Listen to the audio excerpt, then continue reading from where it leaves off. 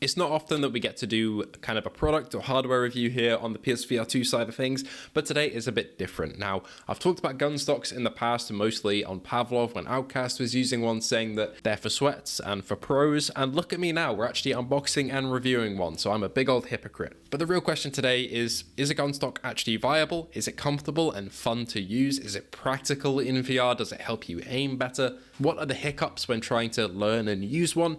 And what is today's Gunstock provided by Protube VR actually like in terms of build quality, ease of setup, and ease of use? Well, I'm here to answer all of that, and thank you for Protube for sending this over for review. I was very excited to get my hands on one for the first time since I've never used a Gunstock in VR or out of VR before, for two main reasons. One is obviously getting better, and the second is immersion, but we'll talk about that in a little bit. For now, the unboxing experience is pretty simple. Everything's wrapped up in bubble wrap.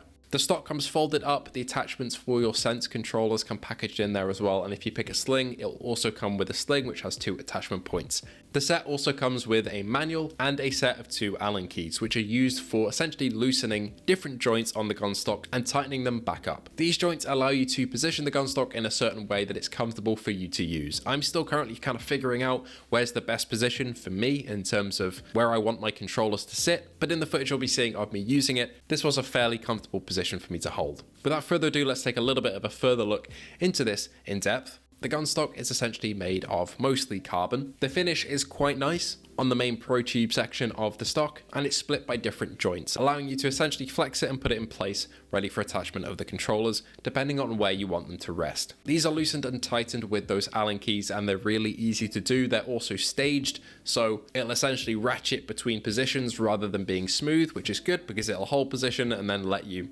ratchet that and turn that back up and tighten it up, ready for actual use, so that when you're using the Gunstock, nothing will droop or sag. I found unfolding this and setting this up only took a couple of minutes, to be honest, and then you go ahead and attach your Sense controllers. This is also pretty easy, but slightly scary as somebody who hasn't really used one of these before. I didn't want to damage the Sense controllers at all, which was a worry when putting these on. However, that exited my mind incredibly quickly once putting them on, because essentially they just kind of clip in and then you tighten them. You don't want to over tighten them, of course, and say squeeze the plastic a bit, but you can get them tight enough for easy disconnection and use from the main body of the Gunstock without really feeling like you're pressuring the controllers at all. The actual finish of the attachment points where the Sense controllers go on do feel a little bit rugged around the edges, but the inside where the controllers are actually making contact is perfectly smooth. And overall, the setup process with getting everything attached is pretty damn easy. Now, after setup, how is this thing to actually use? So I tested the Gunstock out with a little bit of breaches, but mostly Pavlov, Crossfire, and Into the Radius, all of which you'll see on screen. And these are the main games that I tested it on, as they're the main games that I'll be using it on. And the main question is, does this make you better at the games that you're playing?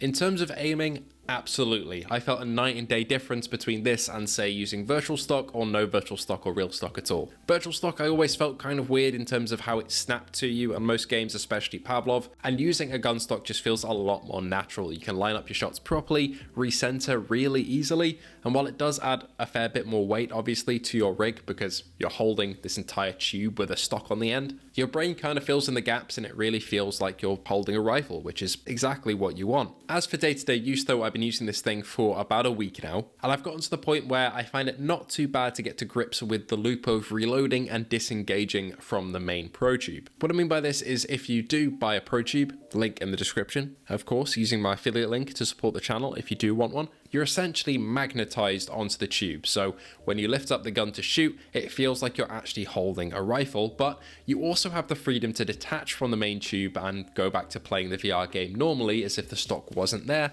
as if you get a sling, it then hangs down, and then you can pick up the tube and keep going when you're ready.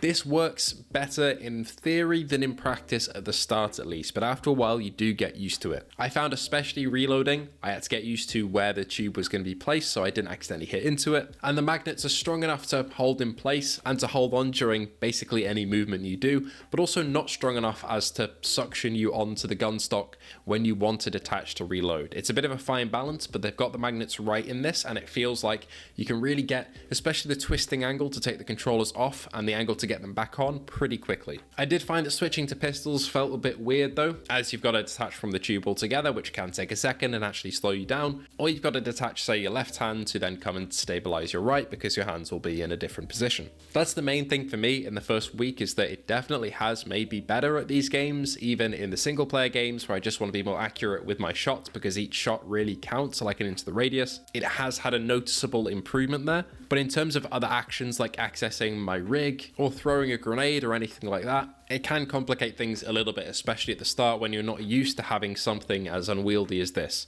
Not to say it's heavy, because it's really not, it's quite light, mostly down to it being carbon, which is a fantastic choice of material. But yeah, it definitely is a conscious thing when you start of having this gunstock here that you've never had before. You also may have to do some adjustments per game in-game as well. For example, in Pavlov's shooting range and the same in breaches, you can adjust your angle and your positioning of your rifle, especially when double-handed, making sure that it lines up to where your controller is on the gunstock, and the alignment of the stock to your shoulder is the main thing.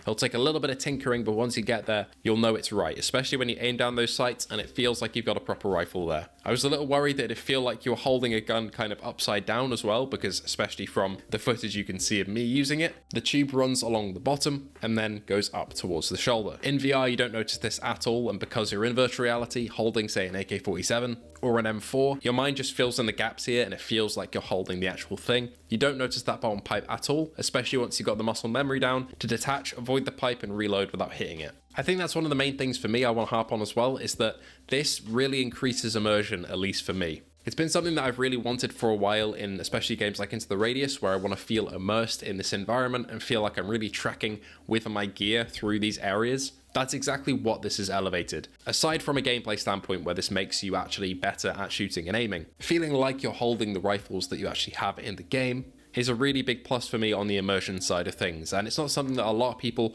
will really go and buy one of these for, or maybe even appreciate, but I really do. Of course though, the main use for this is more on the esports side of things and getting better at the shooting games that you're playing. And I'm definitely not a player who is very good at games like Pavlov, but I have felt the noticeable improvement over the last week or so, just jumping into occasional lobbies and giving it a go, and even on games like Into the Radius, where single player is the focus. Overall, I really have enjoyed using the Protube.